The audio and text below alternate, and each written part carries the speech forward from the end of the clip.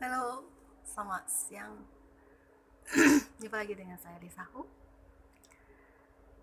Bicara soal kehidupan. Saya ini kemarin batuk. Untung aja saya masih ada sisa ini. Saya tempelin deh. Anget-anget, enak. Terus di sini saya tempelin dulu. Biar hangat.